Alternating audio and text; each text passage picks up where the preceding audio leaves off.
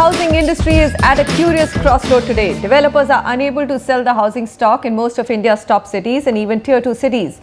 Unsold inventory across the country has gone up to 35 months, some reports say. And this while India has a huge deficit of housing. The mismatch, we all know, is for obvious reasons. Builders cater to the housing needs of the middle class and above, while the housing shortage is mainly in categories of home for the economically weaker segments. But the time has also come when the middle income India is crying foul, saying homes have become out of their reach.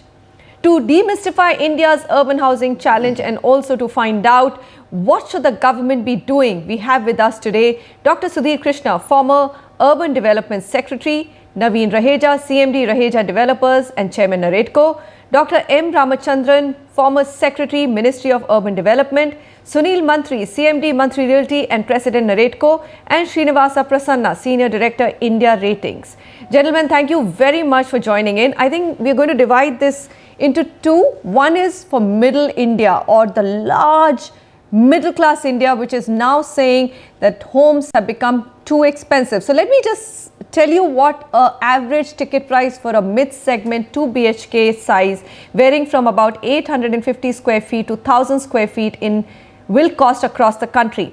Now NCR, Gurgaon, one of the hottest markets, that will come for 80 lakh rupees. In Noida, 55 lakh. In Faridabad, 40 lakhs. Let's go to Mumbai, Andheri, that's Mumbai, and almost, the good suburbs of Mumbai, you have to shell out 150 lakh rupees or 1.5 crore.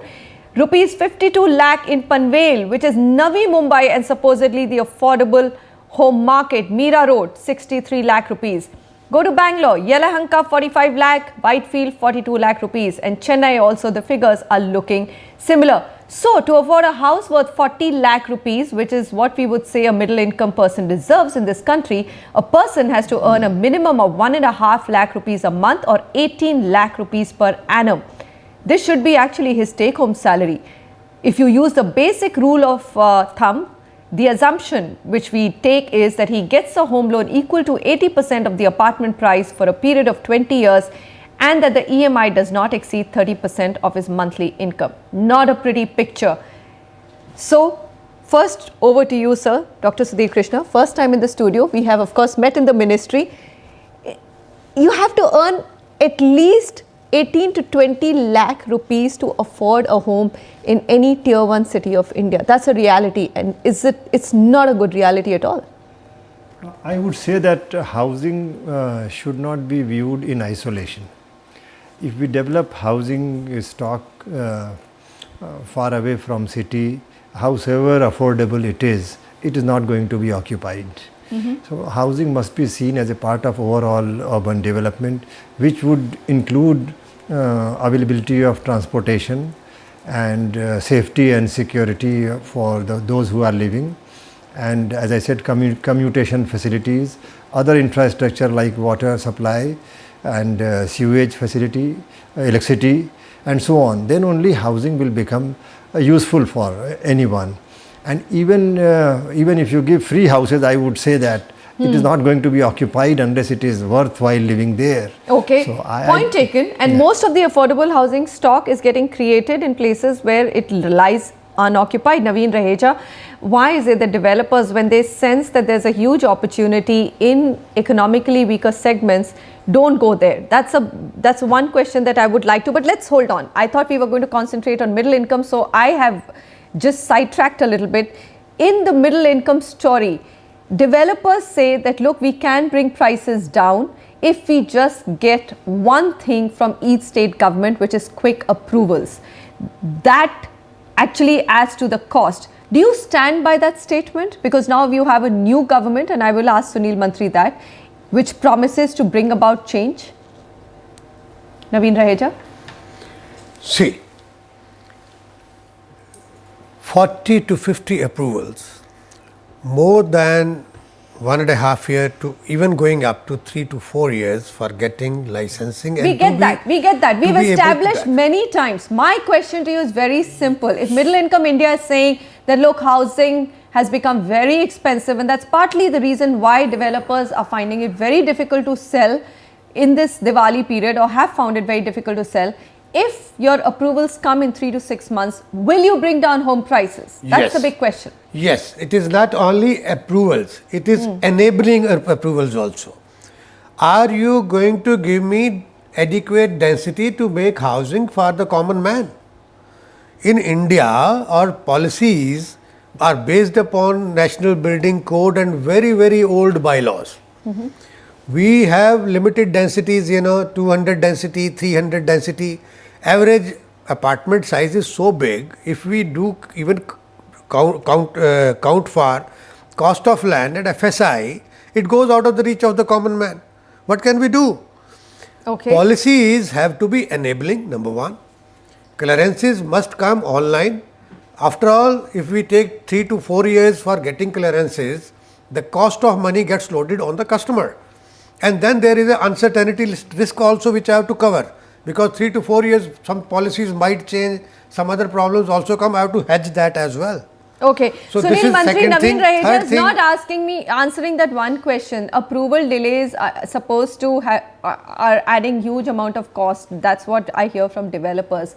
If approval delays go, the BJP government is promising to do that. Maharashtra, at least your state, has a new chief minister who's extremely positive. His interview we've carried where he says he's talked about housing and said that 40 approvals are needed, which is ridiculous, and that is going to change if those delays go away. Is there room to bring down prices, and by how much? I 100% agree with you, Manisha. The approval is a major cost of the hindrance and it adds to the cost. And it has become very important in a metro cities where you see the huge land cost. Almost 50, 60 or some cases 70% of the sale price is a land cost. And if the government mechanism, whether the municipal corporation, whether environment clearance sit on the approvals for a couple of months, years, it is going to add in the cost. That's the first point. Second, one more point you have to note, there was a big article few days before about the corruption, demand of the extra money or the premiums cost. It also adding to the cost, which ultimately the developer is passing on to the consumer eventually. So you have to keep that thing also in mind. Okay. And the biggest thing is the land, which is basic raw material, has become the extraordinary expensive material, because you must have noticed, for example, land in BKC has been auctioned at 100 to 250 crore rupees per acre. Now ultimately you have to divide this 250 crore divided by the FAR available. So if the land prices are so high, how we can give the cheaper housing or the affordable housing?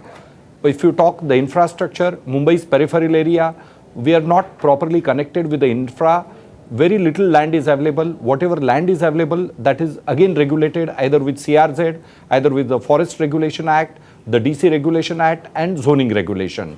So I think the simple idea, what Hyderabad has done, connect all the 60-80 square kilometer peripheral area, create more land parcels, go away with these old rule regulation of the environment and other clearances, only will create a huge supply of the land, give more FAR, it will only create more housing stock and then only the prices can come down. Okay. Approval is a major hindrance, and if the approval can be made online window, single window clearance or online clearance within 30 days, approval and getting the occupation certificate, definitely the developer community can reduce the prices with 5 to 15% without any difficulty.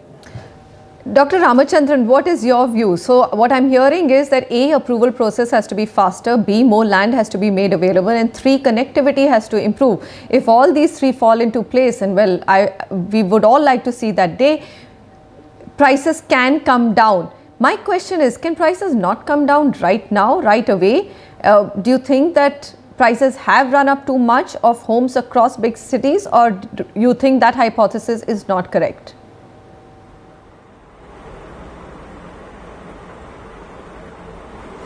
I think when we discuss all these points, when we talk about only the problems on the part of those who are to get the houses, that does not get reflected. One has been trying to have a regulator for the real estate sector for quite some time. Its regulator is not only for enforcing certain things, but also to make sure that the approval process also should be faster. So if there is a clear demand for regulator to be in position, and regulators can facilitate, one, if there are delays in approvals, do away with that. two, if the consumer has a complaint or a grievance, that also should get addressed. I just heard in the discussion now that the cost till the approval process is loaded on to the consumer.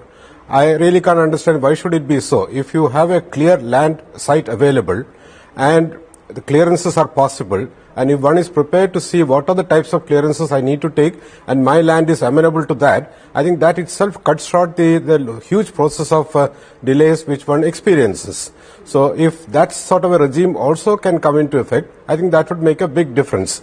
Of course, I must say we are talking about different categories of people. Yeah. Currently we are focusing on the middle income who need houses, and there is also a situation in our country where houses or apartments are bought and kept locked.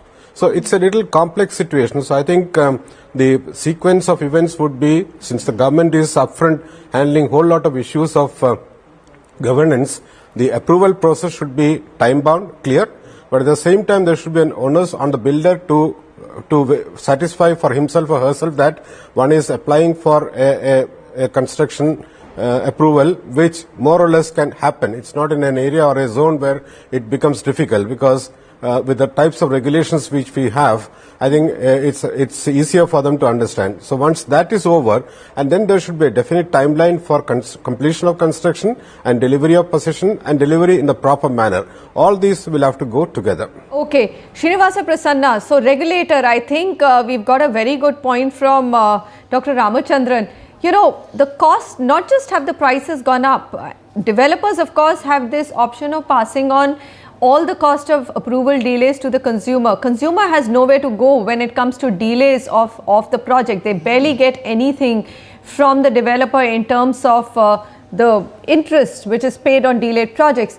Run us through the situation, and we're just going to focus on middle income right now. We will go to the economically weaker segment and affordable homes a little later on the show. But why is this happening? You have developers saying that sales are not happening or haven't happened this Diwali, and they've been pretty slow. Inventory figures are going up, yet you have buyers who are still not willing to come to the table. So there's some mismatch, isn't it? Yeah, there's been a mismatch for some time now. I mean, it's not just this Diwali.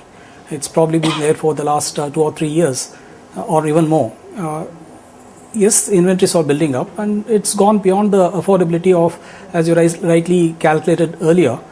Say, for example, somebody who makes 12 lakhs and 50% is something which is acceptable to the lender. Probably they can go up to around 5 times their, gross earnings. That is 11 lakhs. That's around 50 lakhs, which I think, according to some affordability measure, is severely unaffordable. So that is the kind of thing which is available, and therefore because of the high prices, people are not buying. Now, a regulator, whether it will automatically bring down prices, it's no. I mean, I think all of us, I think all the other gentlemen in the discussion have been mentioning land as one important factor which adds to the cost. And yes, for example, Mr. Mantri mentioned what they have done in Hyderabad, connecting huge tracts of land. If you have traveled on that ring road, you will notice how much land supply there actually is. So despite that, this land is not available for development, and you see prices going up. So this is the fact in almost all cities. When you approach a city, especially if you're flying in, you can see huge tracts of land around any city. But still, that is why this has to be something which has to be addressed in a systemic way.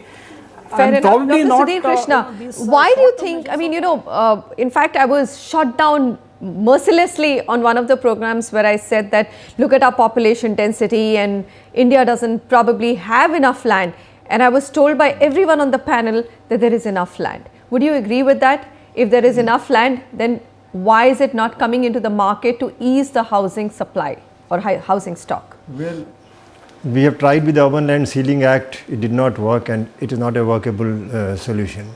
But we have to also see that some of our other laws need to be revisited. Okay. For example, the rent laws. The rent laws in some states are still including in Delhi and even in Mumbai, in Kolkata, major cities, these are the mega cities. the rent laws do not encourage redevelopment of the properties. So that is one reason why we are not able to make use of the available land. That is one. Secondly, the land use plan, the master plans have to be very dynamic, and these have to be related to transit development, what we call transit oriented development. We have to provide for public transport solutions which will enable much bigger, better usage of land in terms of multiple types of usage, in terms of higher FAR, without clogging the roads. And therefore, we must have a proper transportation planning. And lastly, I would say that planning must be regional in nature, not for city alone. The city and the pertinent surrounding areas must be viewed as an integral part of habitation, and all the planning, whether it is the drainage plan, whether it is the circulation plan or mobility plan, or whether it is water supply plan or waste management plan, unless these are integrated for the whole area, in bits and pieces, if we develop housing stocks, is not going to work. It has not worked in, even you develop, Rajiv, we talk about weaker section housing or prime housing, both will not be occupied if these are not part of integrated setup. Okay. So I would say that the land have to be made available as a part of integrated master plan. India as a country will have to provide affordable homes to an estimated 38 million households by 2030. No other country has provided affordable housing on this scale. On the other side, let's get to that issue. What has the government done so far? Because it cannot be done by private players. It has to be a workable and a business model for private players to step in. So what does the government need to do, and what do private developers need to do? We'll come back and discuss all of that.